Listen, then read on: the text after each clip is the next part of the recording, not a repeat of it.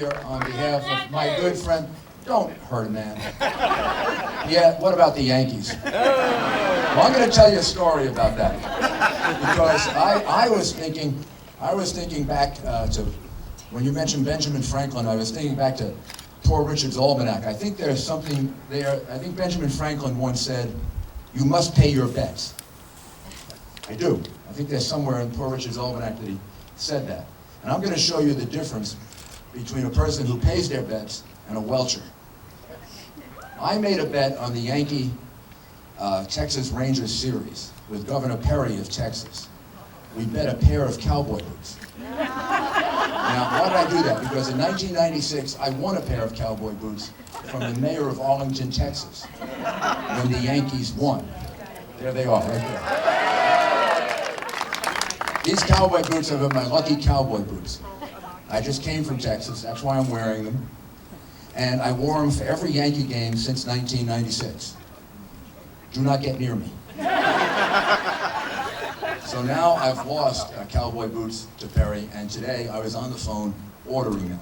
Now, this is unlike your governor, who was a welcher and a deadbeat. I can guarantee you, my cowboy boots are going to be a lot more expensive than that little bill he has to pay. So now I have another reason I'm here. I do not like welchers and deadbeats.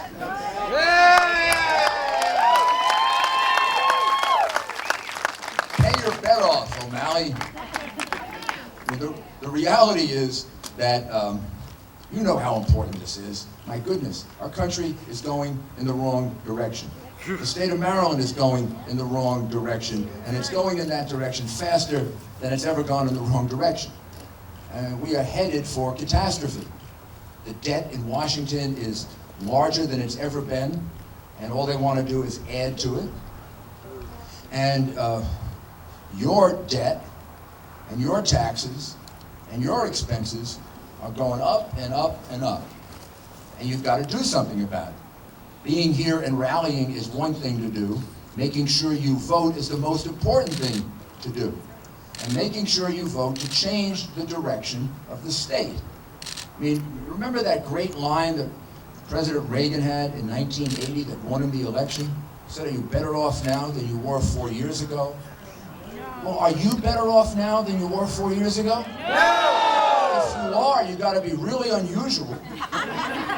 I mean, since Governor Ehrlich left office and left behind a surplus, left behind a rainy day fund, had reduced taxes, had reduced expenses by 6 or 7%, had reduced the workforce. He had you in a position that was fiscally solvent and actually in a very strong position. Not too many people, even in that period of time, were able to reduce workloads, were able to reduce expenses, were able to reduce taxes, and were able to create big surpluses and big rainy day funds. That's just 4 years ago. So now O'Malley comes into office, and here's what happens. The rainy day fund is gone because he spends it uselessly. You're in a deficit rather than a surplus because he spent money politically rather than sensibly. You have doubled the unemployment in the state of Maryland. That's a disgrace. He shouldn't even be running for re-election. If I had a record like that as mayor, they would have thrown me out of New York.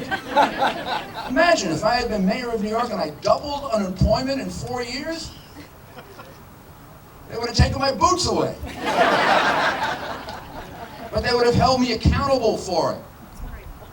If I had inherited a rainy day fund and a surplus and wasted it, they might have put me in jail.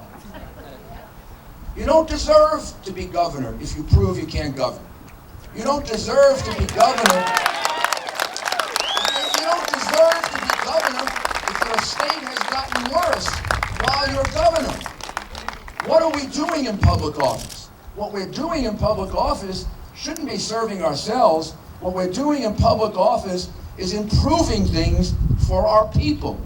And when things have gone worse for our people, we should be thrown out of office. Amen.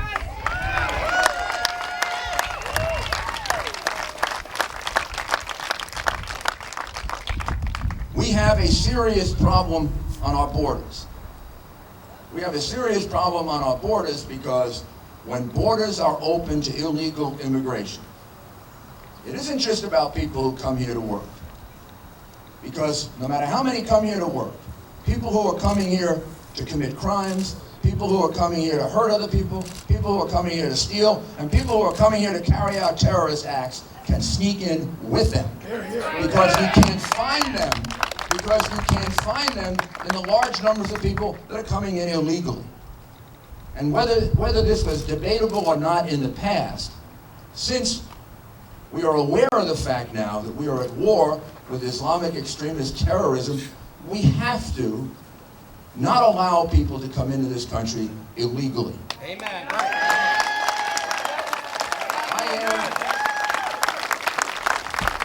I am a very big supporter of immigration. I wouldn't be here if it wasn't for immigration. If it weren't for my grandparents deciding that America would be a lot better for them than Italy. And probably most of you, if not all of you, wouldn't be here if somebody didn't make that decision in your background. But the reality is, we still need that, but we need people to come in. We need many people to come into this country. But they have to come in and follow the law. They have to come in legally.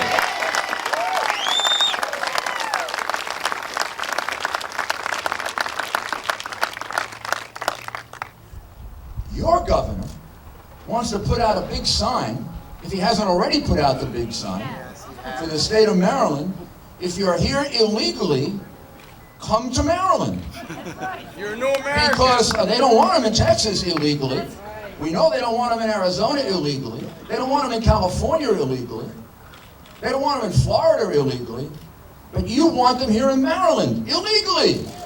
They can get a driver's license. They can get tuition for school.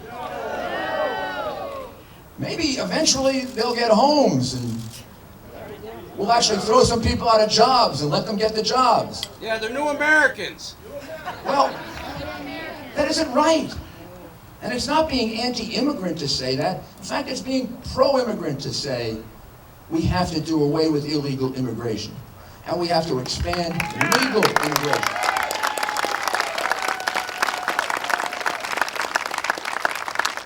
If somebody wants to come here, they want to come here, they want to work hard, they want to create a better life for themselves and their families, I see in that person what you probably could see in your father or your grandfather, your great-grandmother or your great-great-grandmother. Same thing. This great desire to come to this country, live by our laws, because our laws are better, and respect us, and we respect them. That's a beautiful thing. But it is not a beautiful thing to have millions of people living illegally. It's horrible for them, and it's worse for us. And for your governor, in this environment that we live in, to be making this state open for illegal immigrants and closed to business is the reason that your unemployment doubled.